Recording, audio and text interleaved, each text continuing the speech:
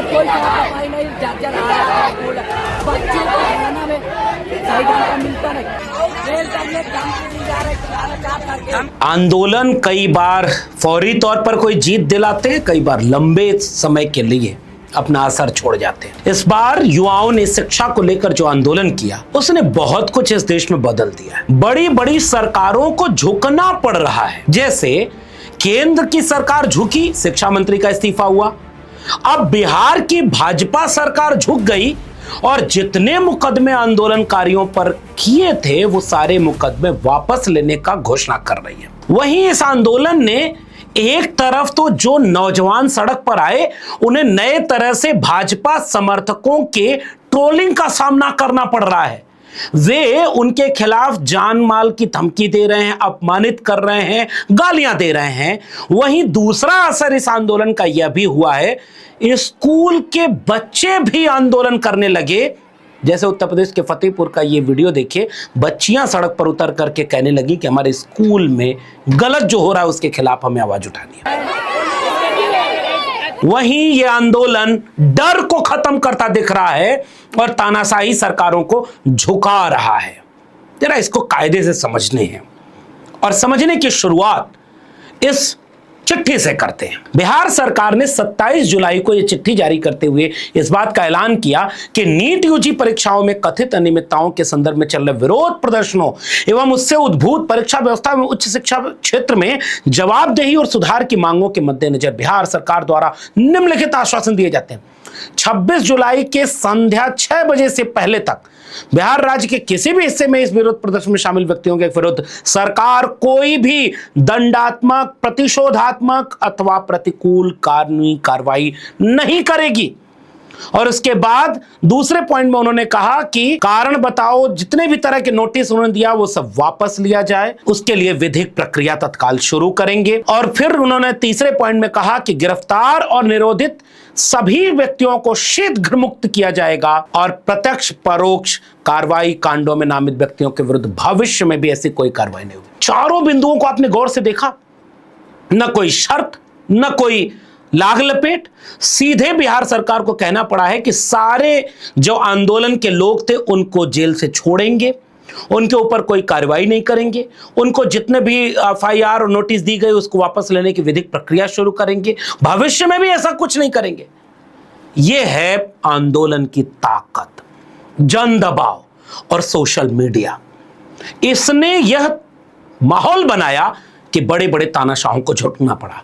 हालांकि बिहार के संदर्भ में देखें तो बिहार में नेता प्रतिपक्ष तेजस्वी यादव ने इस मामले को बहुत गंभीरता से लिया था और जो ऐलान किया था उससे भी एक दबाव बना होगा। सुनिए तेजस्वी की वे बातें जो इस पूरे आंदोलन से जुड़ी हुई थी और जिसको बहुत गंभीरता से लेकर के आरजेडी प्रमुख ने बहुत कुछ कहा। अभी केवल नोटिफिकेशन निकाला गया है, लेकिन अभी भी परिजन जेल के बाहर है कि उनका बेटा बेटी जो है निकलेगा। अभी जेल से बाहर नहीं निकले हैं और अभी भी ऑफिशियली मुकदमा धाराएं उनके नाम से नहीं हटाई गई हैं। सरकार को अल्टीमेटम है, अगर कल 7 बजे शाम तक अगर छात्र छात्रा जेल से बाहर नहीं निकले, मुकदमे उनकी धाराएं वापस नहीं लिए गए, तो परसों से सुबह 7 बजे से पूरे बिहार में आंदोलन होगा और सम्राट चौधरी को जवाब देना होगा। इसके साथ ही जंतर मंतर के आंदोलन में 2 हफ्ते से ज्यादा भूख हड़ताल पर बैठी नेहा और आयशा के तमाम छात्र एक्टिविस्ट जब सड़क पर उतर गए और बिहार के जेल में जाकर के लोगों से मिलने लगे, तब भी उन्होंने जो आगाह किया था वह भी सरकार पर दबाव बनाने में कामयाब रहा। सुनिए नेहा को। किसी भी तरीके का प्रोसिक्यूशन, किसी भी तरीके का विक्षण जो इस वक्त छात्रों का यहाँ पे हो रहा है, प्रदर्शनकारियों का हो रहा है, बिल्कुल भी टॉलरेट नहीं किया जाएगा। ये डर का माहौल फैलाना और आपको रेजिग्नेशन देना पड़ा है, इसका बदला आप आम छात्रों से ले रहे हैं, ये किसी भी हद तक बर्दाश्त नहीं किया जाएगा। बंगाल और असम जैसे राज्यों में, मुंबई में हम देखते हैं कि जो छात्र गिरफ्तार है उसमें अधिकतर छात्र मुस्लिम छात्र हैं। ये भी जो एक तरफा टारगेटिंग हो रही है, कम्युनल टारगेटिंग हो रही है मुस्लिम स्टूडेंट्स की, ये भी बर्दाश्त नहीं की जाएगी। इनफैक्ट जितने भी स्टूडेंट्स इस वक्त जेलों में बंद हैं उनकी रिहाई की मांग हम यहाँ से कर रहे हैं। पटना में जो बंद है, सारण में बंद है, सिवान में बंद है, उन सब की रिहाई की मांग हम यहाँ से कर रहे हैं। गोली चलाने का ऑर्डर हायर अप से आता है, जिनसे ऑर्डर आता है उनकी जिम्मेदारी होती है। केवल तेजस्वी यादव या नेहा आयशा इन्होंने ही दबाव नहीं बनाया, दबाव तो पूरे देश में बना जब AK-47 चलाने वाले कर्मी की, पुलिस कर्मी की वीडियो वायरल हुई। चाहे वो राहुल गांधी हो या अखिलेश यादव हो, देश भर के सोशल मीडिया हैंडल हो या तमाम वे लोग जो इस आंदोलन के साथ खड़े थे, उन्होंने इतना दबाव बनाया कि बिहार सरकार को झुकना पड़ा है। वरना कल्पना करिए आप, 250 से ज्यादा लोगों पर मुकदमा कर दिया, घर से पकड़ पकड़ के ले जा रहे थे भाई, जेल में डाल दिया। सबके ऊपर इतना दमन, ऐसा तो किसी सरकार ने नहीं किया था जैसा बिहार सरकार ने किया था। और तो और आज एक वीडियो वायरल हो रही है, मैं चाहता हूं कि इस वीडियो को जरा धैर्य से देखिए। छोटी सी क्लिप है, आंदोलन करने वाले युवा जब भागे वहां से और कैसे एक पब्लिक टॉयलेट में घुस गए, तो पुलिस ने कैसे उनको घसीट करके किस बेरहमी से मारा है, जरा आप गौर से देखिए। अब ये जो लाठियां पुलिसकर्मी मार रहे थे, ये स्वाभाविक लाठियां थी, ये कोई सामान्य तरीके से देखा जा रहा है कि दमन ऐसे ही हो रहा है। इतना बेरहमी से तो आप अपराधी को नहीं मारते भाई, ये तो छात्र हैं, ये आपके अपने भविष्य के लिए, अपने बच्चों के भविष्य के लिए, पुलिस कर्मियों के बच्चों के भविष्य के लिए शिक्षा पर आंदोलन करने उतरे थे। अगर वो हिंसा कर रहे थे, या कैसे गारंटी देंगे कि वही वाला व्यक्ति हिंसा करके टॉयलेट में घुसा था जिसको इतनी बेरहमी से आप मार रहे थे? इसका कोई सबूत आपके पास नहीं है। इसलिए इस देश में पुलिस की भी ट्रेनिंग की जरूरत है, कैसे पुलिस डील करे, कैसे पुलिस इस तरह के आंदोलनों को डील करे। लेकिन बहुत गंभीर समस्या यह है कि हम पुलिस प्रशासन, पैरामिलिट्री, उसको यह सबक नहीं दे पाते कि आपको ऐसे आंदोलनों को डील कैसे करना होता है।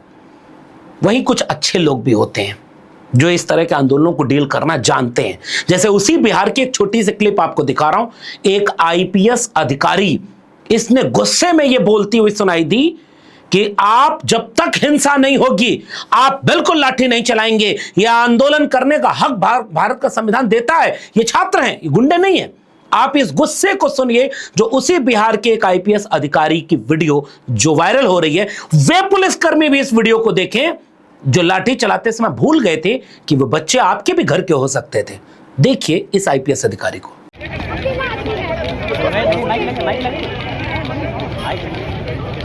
फ्रीडम ऑफ एक्सप्रेशन है, जिसको जो बोलना है, unless and unless somebody uses force on us, we will not use force on them. इस देश में इस तरह की ट्रेनिंग की जरूरत है और इसीलिए सुप्रीम कोर्ट आज ये कहता हुआ सुनाई दे रहा है कि जंतर मंतर से जुड़ी जितनी भी रिपोर्टिंग हुई है, जितने भी पुलिस के कागजात बने हैं, जितने भी इस तरह की चीजें हुई हैं, हम उसे सार्वजनिक नहीं होने देंगे, क्योंकि इससे उन बच्चों के भविष्य के लिए खतरा पैदा हो सकता है जो बच्चे अपने भीतर के डर को दूर करके आंदोलन में शामिल हुए थे। मैं कई बार थोड़ा सा शुक्रिया बोल देना चाहता हूं सुप्रीम कोर्ट के इस तरह के रवैये पर, जब वो इतने ठीक से संतुलन के साथ कोई कदम उठाते हैं।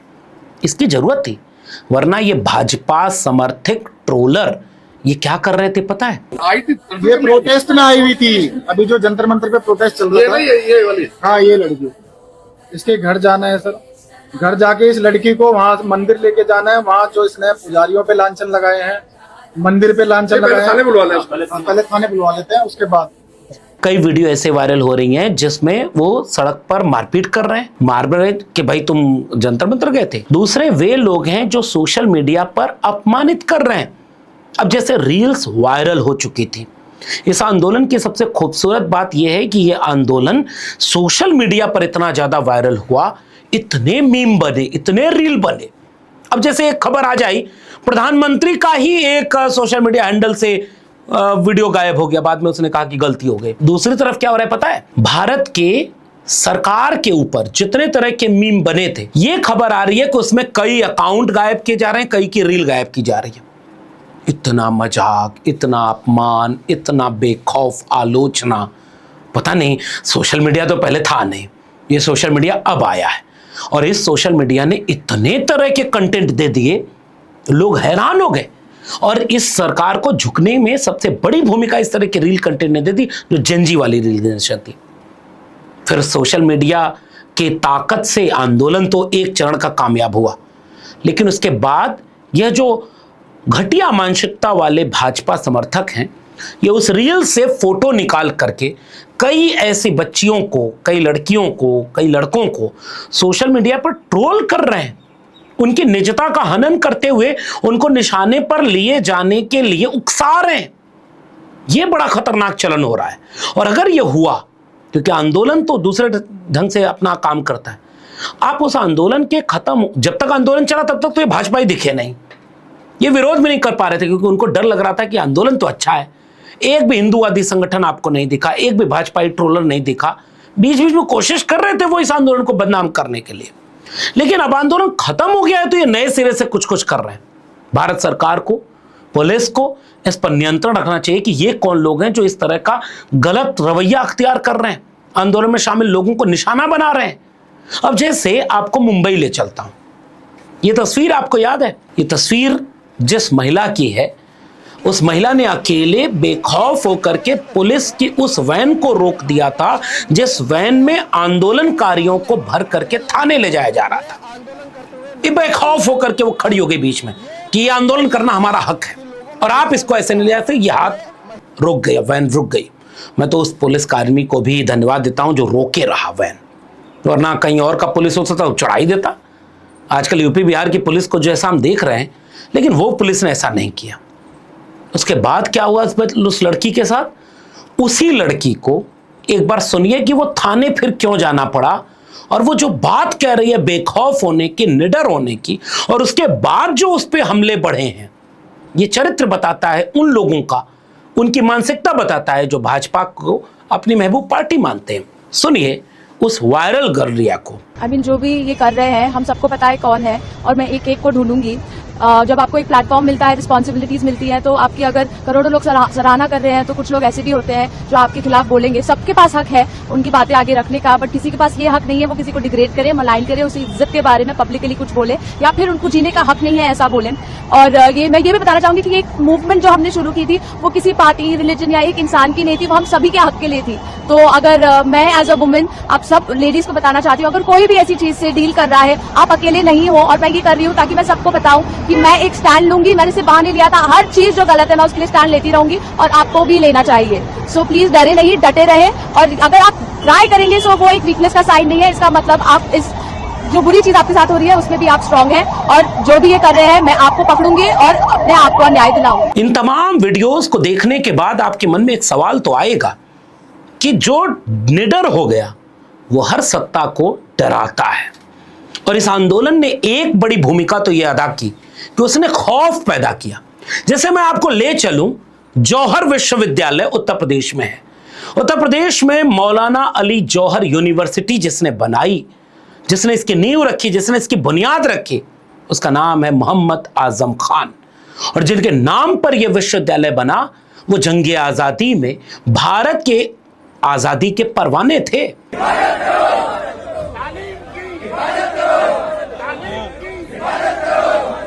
वो स्वतंत्रता संग्राम सेनानी थे, औपनिवेशिक सरकार के खिलाफ लड़े थे। और मोहम्मद आजम खान का गुनाह यह हो गया कि उन्होंने एक विश्वविद्यालय की तालीमी इदारे की नींव रख दी, फिर हजार तरह के मुकदमे, उनको परेशान करना और राजनीतिक तौर पर उनके खिलाफ खड़ा हो जाना। ये तो चलो एक प्रश्न है कि आप आजम खान के खिलाफ खड़े थे, उत्तर प्रदेश की भाजपा सरकार। फिर उसने ये कह दिया कि 40 इमारतों में से उस विश्वविद्यालय की 38 इमारतों को बुलडोजर से ढहा देंगे, क्योंकि उसका नक्शा नहीं पास है, उसका इल्लीगल है, उसके कागजात दुरुस्त नहीं है। जो आंदोलन ने डर को खत्म किया था, उसी जौहर विश्वविद्यालय के हजारों विद्यार्थियों के समर्थन में हजारों नागरिक विश्वविद्यालय परिसर में खड़े हो गए कि हम इस देश में अमृत काल के वक्त में एक विश्वविद्यालय पर बुलडोजर नहीं चलने देंगे। ये तस्वीरें देखिए, ये वीडियो देखिए, जो एक विश्वविद्यालय को बचाने का एक ऐतिहासिक आंदोलन था। और इस आंदोलन से डर करके, इस आंदोलन के दबाव में आकर के जिला प्रशासन को रोकना पड़ा उस कार्रवाई को जिसमें 40 में से 38 इमारतों को ढहाया जाना था।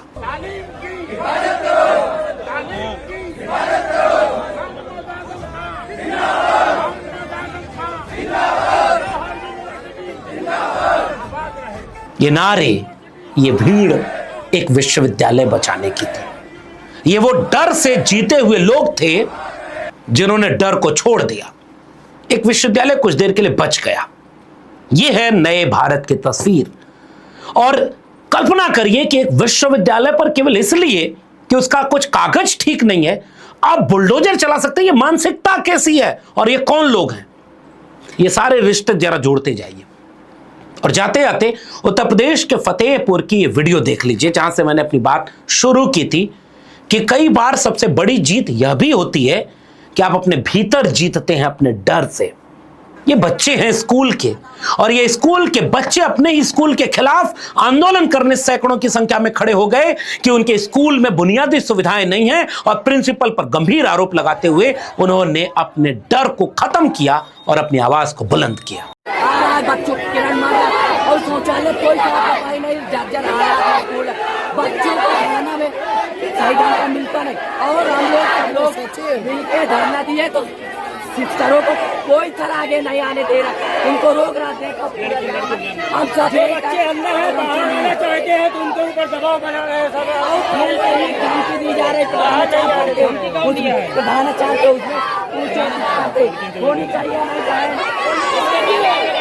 और इसके बाद, इस आंदोलन के बाद सफाई भी आई कि जो मांग है उन बच्चों की हम उसे पूरा करेंगे। यह होता है आवाज उठाने का असर। इसलिए नई पीढ़ी को बेखौफ बनाना जरूरी है। बेखौफ लोग तभी होंगे जब उनके पास रीढ़ होगी, और किसी भी मुल्क के भविष्य के लिए डरे हुए लोग कभी भी अच्छे नहीं होते। गुलाम लोग कभी भी अच्छा भविष्य नहीं बना सकते। एक बेखौफ पीढ़ी भारत का उज्जवल भविष्य है। देखना यह होगा कि आगे इस दिशा में और क्या होता है। फिलहाल इस वीडियो में इतना ही। वीडियो पसंद आई हो तो लोगों तक शेयर करना मत भूलिएगा। चैनल को सब्सक्राइब नहीं किया तो जाते जाते चैनल को सब्सक्राइब कर लीजिएगा। बेल आइकॉन यानी घंटी बटन दबाएंगे तो ऐसी ही जरूरी वीडियो आप तक पहुंचती रहेगी। फिर मिलेंगे, तब तक के लिए बहुत बहुत धन्यवाद।